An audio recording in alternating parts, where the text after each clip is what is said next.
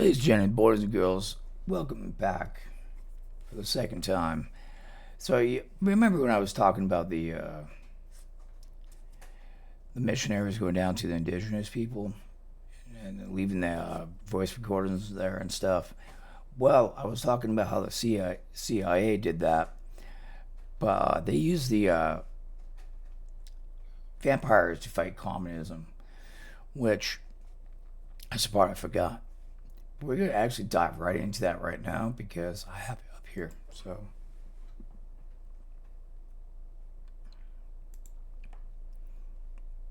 from the book of Dark Things the American Government Has Done, which is actually a collection of several volumes with more on the way. This story takes place in the Philippines, a country which was controlled by the United States from 1898 to 1941, when it was invaded by Imperial Japan. A few years later, the United States kicked out the Japanese and then generously granted independence to the Philippines. Except it wasn't actually that generous, because they pressured the Philippines into signing something called the Bell Trade Act, which gave the United States and the Philippines equal control over all Filipino natural resources. And even though the country was technically independent, their subsequent presidential elections were funded by the CIA to install regimes backed by the United States.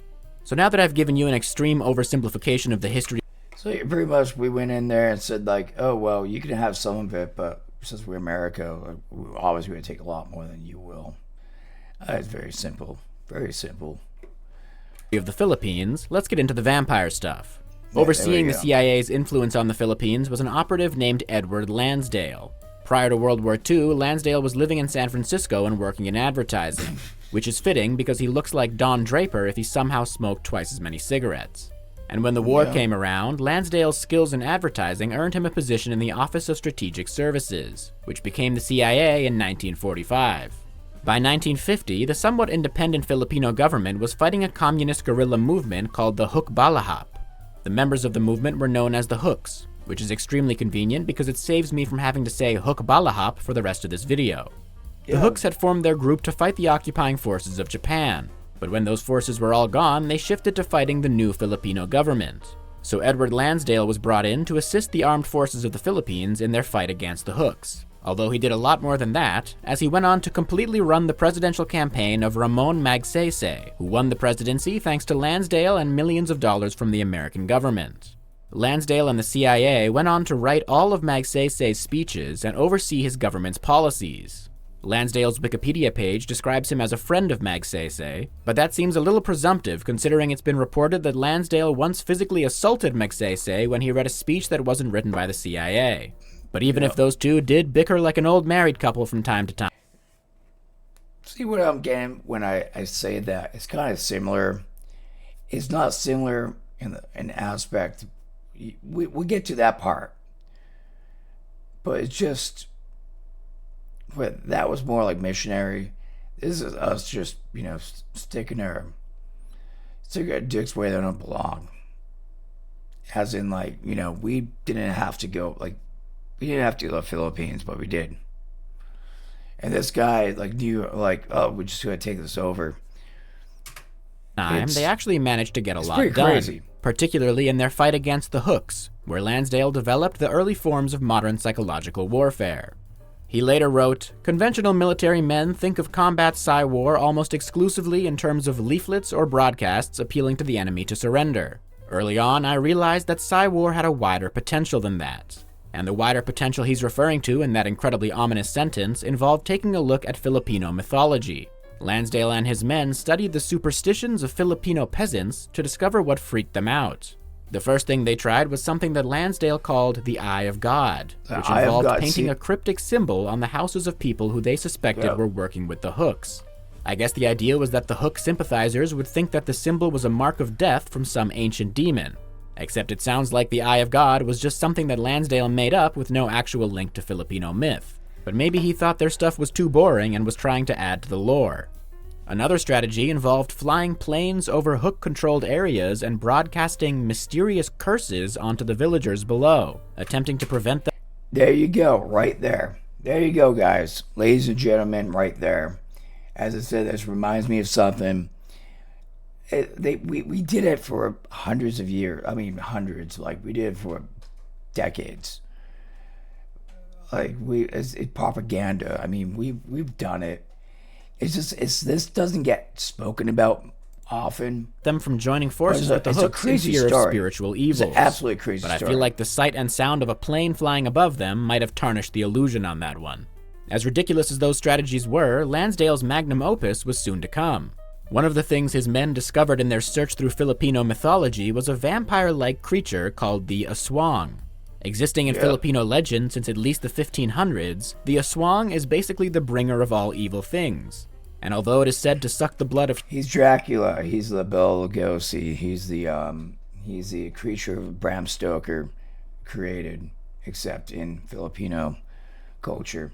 Yeah, and I mean, yeah, I understand during that time it's still out there. I'm not gonna say they're not civilized, but they don't have during that time they're not scientifically inclined to be like, yeah, there's no vampires. They're just goth kids that go to Hot Topic and they're like 15. I think like goth, and 1% of them actually do some grimy shit.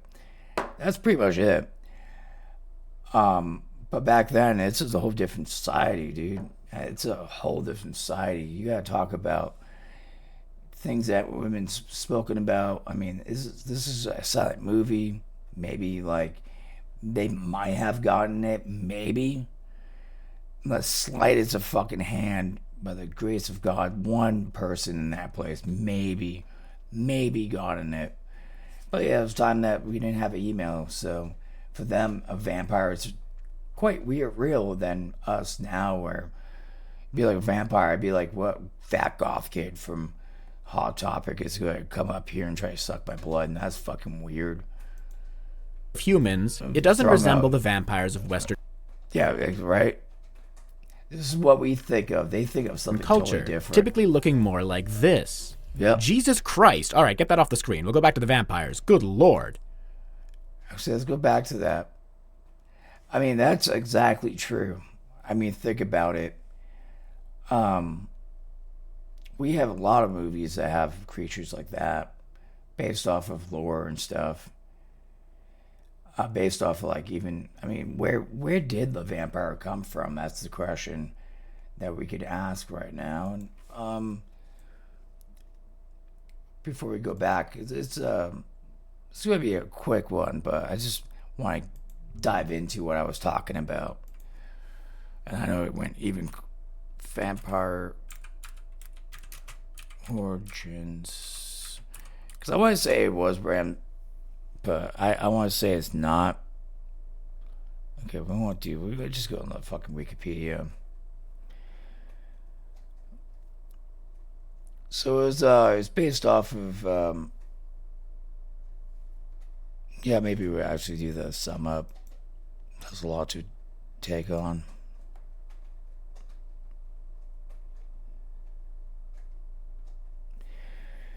So origin in obviously Eastern Europe, under Hungary, Siberia, Bulgaria, and Romania. According to the French Quarter Phantoms, these areas seen strong traditions of beings that rose from the grave to prey on living and other things. Slavic roots. The word vampire origins from Slavic meant the word upper, which describes a creature from folklore. This term translates into other language as vampire, lore spread. So I mean, there's a whole. I mean, let's hop on to good old Google. Let's see what they say. It's India, Eastern European, modern vampire. I mean, we know that by now. So ancient Greece and Rome, India. So as we know right now, I mean, just from reading this, I'm not gonna read it out, that there is roots in people that suck on the living blood. You know, the This. Jesus Christ. All right, get that off the screen. We'll go back to the vampires. Good lord. Apparently, the Aswang is often said to lurk on rooftops at night, sticking their long tongues through holes in the roofs of houses, using those tongues to latch onto humans and suck out their insides. The whole thing really makes Dracula feel like a fairy tale. Anyway, Lansdale liked the idea of the Aswang and decided to use it for one of his psyops. A squadron of about 100 to 300 Hook fighters had set up camp near a village, supposedly forcing the locals to cooperate. So Lansdale sent... Go back. Is it me or is that Elon Musk in that picture? That totally looks like Elon Musk. Is he a time traveler? Did he go back and do this? I think he did. Supposedly forcing the locals to cooperate. So Lansdale sent in some Filipino psyop agents that his men had trained. They were ordered to plant stories among the villagers about an Aswang living in the area. And I'm sure the villagers weren't suspicious at all when a bunch of new people showed up and immediately started talking about a monster. The hope was that the villagers would pass the stories on to the Hooks. A few nights later, the men Lansdale had trained set up an ambush along a trail and waited for a Hook patrol group to come along. Then they silently grabbed the last man in the patrol and staged an Aswang killing. In his memoirs, Lansdale described it like this. They punctured his neck with 2 holes, vampire fashion, held the body up by the heels, drained it of blood, and put the corpse back on the trail. Well, yeah, that's one way to fucking scare the shit out of them. Yeah, it's, again. When the Hooks returned to look for the missing man and found their bloodless comrade, every member of the patrol believed that the Aswang had got him, and that one of them would be next if they remained on that hill. When daylight came, the whole Hook squadron moved out of the vicinity. So in an effort to scare away the Hooks using their superstitions, Lansdale conducted one of the most brutal murders you've ever heard. Truly a pioneer of psychological warfare. Yeah, interestingly enough, one researcher says that the region they conducted this operation in had a completely different perception of the Aswang, viewing it as a creature that ate flesh instead of sucking blood. He said, quote, "It's not even clear if the Hooks believed it was an Aswang killing the people, or if they were horrified at the desecration of the deceased by the CIA-advised troops. So the whole thing about the Aswang might have been completely obsolete, because the murder was so incredibly horrifying that it scared away the Hooks even if they knew humans were doing it. I guess the greatest monster of all truly is mankind." In the end, the Hooks were defeated without any more of them having their blood drained out of their neck. By 1954, they were essentially non-existent. In 1957, President McSaysay died in a plane crash, while his dear friend Edward Lansdale had been plane crash. Transferred to Vietnam. He was sent there to help end the military efforts of North Vietnam like he had with the Hooks. But one quick glance at the history books will tell you that he was not successful. I guess vampires don't work on the Viet Cong. Special thanks to this commenter for suggesting the topic of this video. Now please consider subscribing or I'll show you that picture of the Aswang again. Alright guys, so I actually wanted to show you guys that because it reminded me of the biblical people going down to the... It's not the same. You're not killing people and shit, but it's the same as like trying to influence people in fear-mongering to get them to believe in something they don't believe in. It's a great video. Check this guy out. A grain of salt. Subscribe. I definitely...